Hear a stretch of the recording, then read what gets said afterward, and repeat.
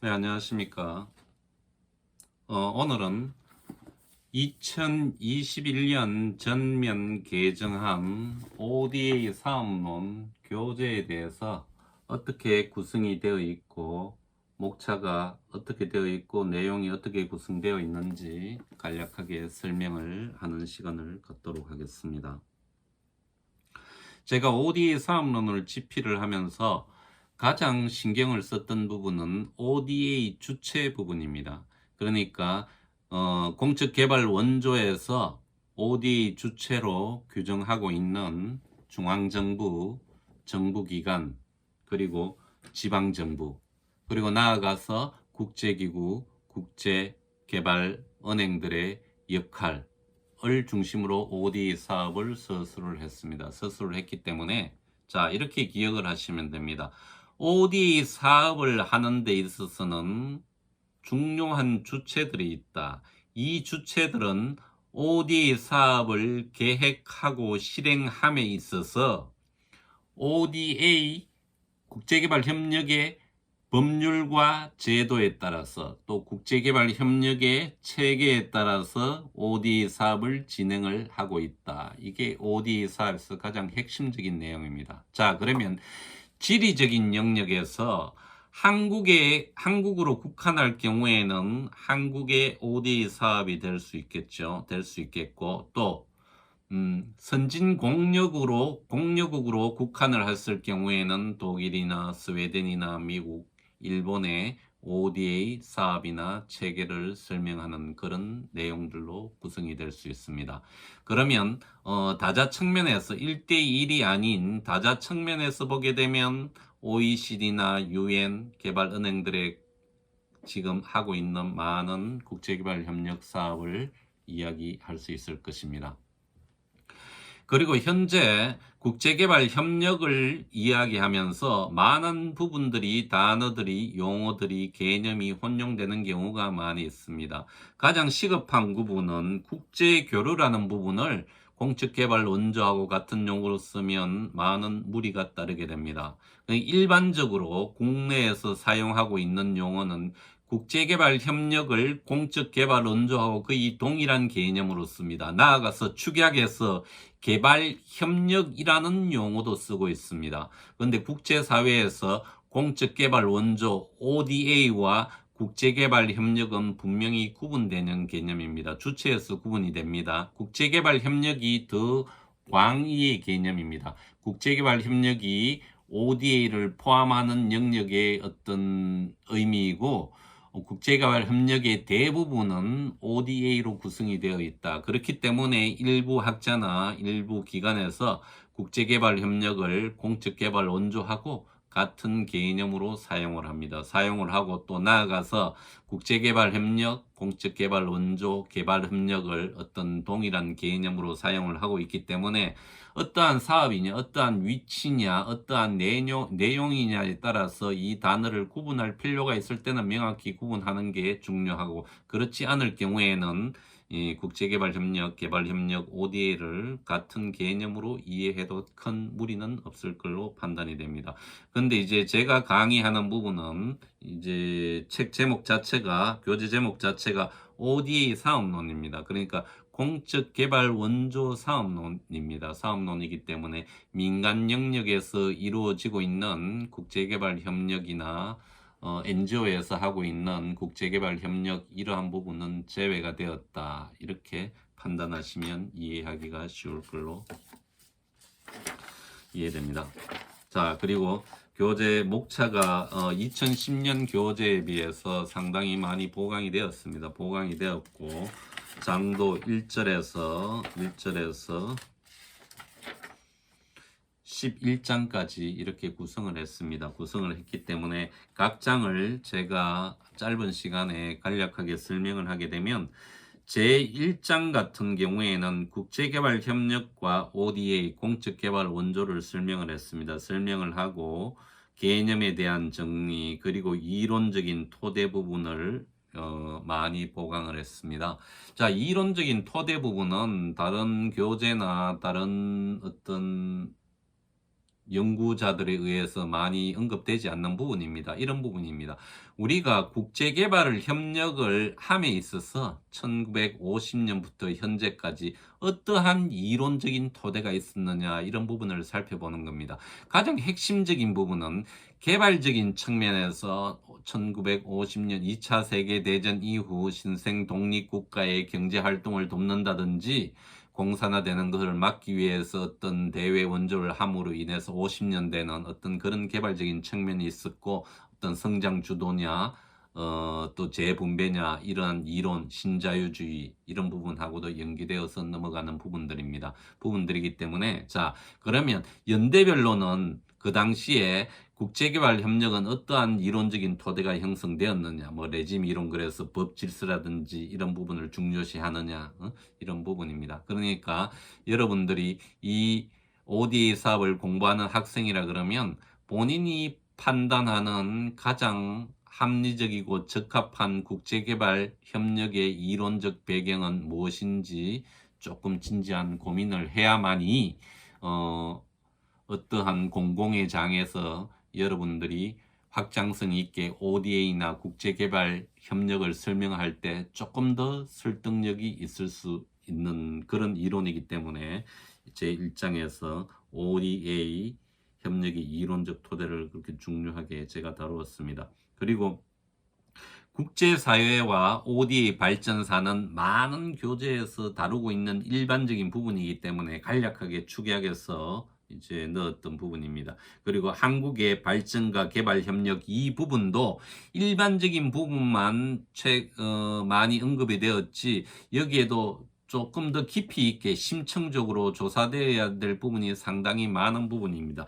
한국의 발전과 개발 협력은 해방 이후 미 군정하에 지역사회 개발 운동, 농촌 지도사 운동 여러 가지 형태로부터 이어져 왔습니다. 이어져 왔고 새마을 운동, 경제개발 5개년 계획, 국토종합개발 계획 이러한 부분이 총체적으로 뭉쳐서 개발 협력을 한국의 근대화를 어떤 공업화를 이루었던 그런 부분들이기 때문에 그 당시에 이러한 한국의 발전과 개발 과정에서 대외 원조는 상당히 중요한 역할을 했고 이런 부분도 이론적으로 조금 더 공부가 많이 되어야 될 부분이다 이렇게 생각을 하고 있습니다.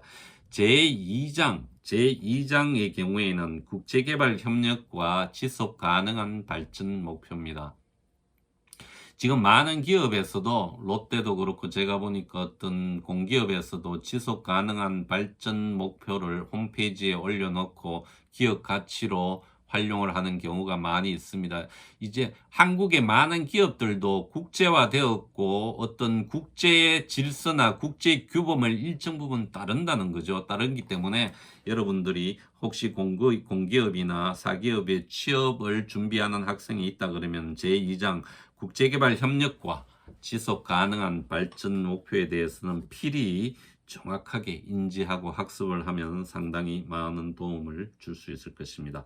자, 그리고 제3장은 한국의 ODA 체계입니다. 그러면 ODA 주체가 국무총리사나 국제개발협력위원회부터 각 개인에 이르기까지 어떠한 체계를 형성하고 있느냐. 그게 수평적인 체계도 있고 협의체적인 수직적인 체계가 있을 수 있고 수평적인 협의체 체계가 있을 수 있습니다. 이런 부분을 학습하는 부분입니다. 그리고 제4장 한국의 ODA 법제입니다. 한국의 ODA 법제는 최상위 기관인 중앙정부 정부기관의 법률과 시행령 그리고 지방자치단체의 조례와 규칙 그리고 나아가서 최하단이 마을 공동체라고 할 수 있는 도시마을 아파트 관리 규약에 이르기까지 ODA 법제는 어떻게 구성이 되어 있느냐 이렇게 살펴보는 겁니다. 왜 마을 단위에서 공동체 단위에서 규약도 중요한가 하면요. 세계 시민 의식이라든지 자생적인 공동체라든지 어떤 주민들이 중심이 되어 가지고 목적을 같이 하는 공동체에서 충분히 민간 영역에서도 코어갈 수 있는 부분이 공적 개발 원조를 할 수 있는 부분이 있기 때문에 이 부분도 중요하다는 겁니다. 참고로 여러분들 많은 아파트에서 지금 헌옷을 수거하지 않습니까? 이 헌옷들은 모아져서 어떻게 됩니까? 일정 부분 톤 단위로 수출업체에서 외국에 판매가 되고 있겠죠. 그런데 아파트 마을 공동체에서 뜻을 같이 하는 입주민들이 모여서 우리 아파트에서 나오는 헌옷은 아프리카나 어떤 난민들을 도울 수 있는 그런 용도로 쓰여졌으면 좋겠다. 이렇게 하려 그러면 아파트 규약에서도 이런 자생적인 공동체를 설립을 하고 운영을 하는데도 문제가 없어야 됩니다. 문제가 없어야 되기 때문에 제가 최하단이 어떤 시민의 단위에서도 이런 부분이 영향을 받는 규약을 다뤘기 때문에 ODA 법제에 마을 아파트의 관리 규약도 넣었습니다. 그리고 제5장 주요 공여국의 ODA 체계와 사업입니다. 주요 공여국이라 하면 미국, 독일, 영국, 일본, 프랑스의 사례를 넣었습니다. 사례를 넣었고 주요 공여국의 ODA 체계를 설명하는 기준이 학자마다 다를 수 있습니다. 저는 제 나름대로의 방식으로 개방형인지 폐쇄형인지 이런 부분까지 염두에 두면서 구분을 했기 때문에 자, 그럼 미국은 독일은 영국은 ODA 체계가 어떻게 되어 있고 어떤 사업을 중심으로 이루어지고 있느냐 이 부분을 살펴보는 것이고 특히 독일 같은 경우에는 지방정부의 역할이 상당히 중요하게 인정이 되고 또 많은 활동을 하고 있습니다. 물론 우리나라 한국 같은 경우에는 지방자치단체가 지방정부라 하기에는 많은 부분에 있어서 어떤 경찰이나 뭐 재정이 독립성이 약하기 때문에 지방자치단체 차원에서도 충분히 이런 선진공유국의 사례를 따라서 조금 적극적으로 해야 될 필요가 있겠다. 이런 부분을 좀 선진국력을 통해서 배웠으면 좋겠다. 이렇게 생각을 하고 있습니다. 자, 그리고 제6장 한국의 ODA 사업입니다. 말 그대로 그동안 많은 학생들은 코이카를 통해서 이루어지는 무상 원조에 대한 ODA 사업을 많이 학습을 했습니다. 학습을 했기 때문에 여기에서는 EDCF는 어떠한 사업들이 있고 나아가서 국제기구, 국제금융기구에서는 어떠한 사업들이 실행되고 있는지 살펴보는 부분들입니다. 물론 이 부분은 한국을 통해서 이루어지는 부분이고 다자 부분은 별도의 국제기구는 또 다른 장에서 다룰 겁니다. 예, 제7장 다자개발기구와 ODA 사업 이렇게 되어 있습니다. 저는 이렇게 구분을 합니다. 국제기구와 국제금융기구를 구분을 하고 국제기구에서 공적개발 원조의 핵심적인 역할을 하는 유엔 개발계획, 세계식량계획, 유엔 아동기금, 경제개발협력기구를 살펴보고 최근에는 WHO가 아주 중요한 역할을 하고 있죠. 그 다음에 국제금융기구는 세계은행을 중심으로 대륙별로 아시아, 아프리카, 유럽, 미주 개발은행을 중심으로 어떻게 사업이 이루어지고 있는지 살펴보는 그러한 장입니다. 그리고 이제 주요 선진국의 다자 협력 사업은 또 어떤 사업이 있는지 살펴봅니다. 그리고 제8장은 자, 그렇다. 그러면 한국은 새마을 ODA 사업이 있는데 이 새마을 ODA 사업은 현재 국제개발 협력의 영역에서 공적개발 협력의 영역에서 어떠한 효용 가치가 있는지 살펴보는 그러한 어떤 장입니다. 그렇기 때문에 제8장에서는 새마을 ODA 사업이 어떠한 이론으로 어떠한 논리로 구성이 되어야지 새마을 ODA 사업이라고 할 수 있느냐. 그러면 1970년대의 새마을 운동과 지금 이야기하는 개발론적 측면의 새마을 개발 이론은 어떠한 차이점이 있느냐. 이러한 부분들입니다. 그리고 실제 지구촌에서는 새마을 ODA 사업이 어떠한 형태로 전개되고 있는지 살펴보자. 이런 부분입니다. 자, 제9장 ODA 사업의 실행과 평가 부분입니다. ODA 사업의 실행과 평가 부분은 뭐 여러 가지 많은 척도와 과정이 있지만 저는 가장 중요하게 생각하는 부분은 사업을 평가함에 있어서 외부 기관이 필히 들어가야 되고 이러한 평가를 통해서 차년도에는 반영이 되면서 조금씩 바람직한 방향으로 ODA 사업이 나아가고 실행되었으면 좋겠다. 그런 바람을 담고 있는 부분입니다. 그러니까 ODA 사업을 추진하고 있는 주체에서 결정되는 평가는 큰 의미를 가지지 않는다. 역설적으로 그렇게 이야기할 수 있죠. 그리고 제10장입니다. 제10장 한국의 ODA 연구 경향과 사업 유형은 2020년도 작년 겨울에 코이카에 탑재되었던 논문을 교재 형식으로 제가 구분을 했던 부분입니다. 구분을 했던 부분이기 때문에 혹시 논문이라든지 본인이 대학원 들어와서 공부에 관심 있는 학생 같으면 여기에는 논문을 쓰는 형식도 충분히 설명을 하면서 구성을 하였기 때문에 서론, 이론적 논의, 자료 수집 및 분석 방법, 분석 결과, 함의, 결론 및 재언으로 교재를 중심으로 재구성을 했습니다. 재구성을 했기 때문에 살펴보는 게 상당히 중요하고 여기 들어있는 핵심적인 논리는 이런 부분입니다. 2010년 이후 한국의 공적개발 원조 사업은 예산이 대규모로 증가가 되었지만 여기에 따른 사업 분야라든지 어떤 연구라든지 이런 부분은 일정 부분 치중되는 경향성이 있기 때문에 지금 국제사회가 요구하는 자연과학이나 환경이나 보건 이런 부분을 충분히 심도 있게 연구를 하고 이 부분이 대응성 있게 실천될 수 있는 사업의 영역으로 올 수 있도록 정책적인 지원, 재정적인 지원이 필요하다. 이런 부분을 담고 있습니다. 그리고 제11장은 ODA 관계 법규입니다. 그러니까 이 부분이 어느 부분을 서포트하는가 하면요.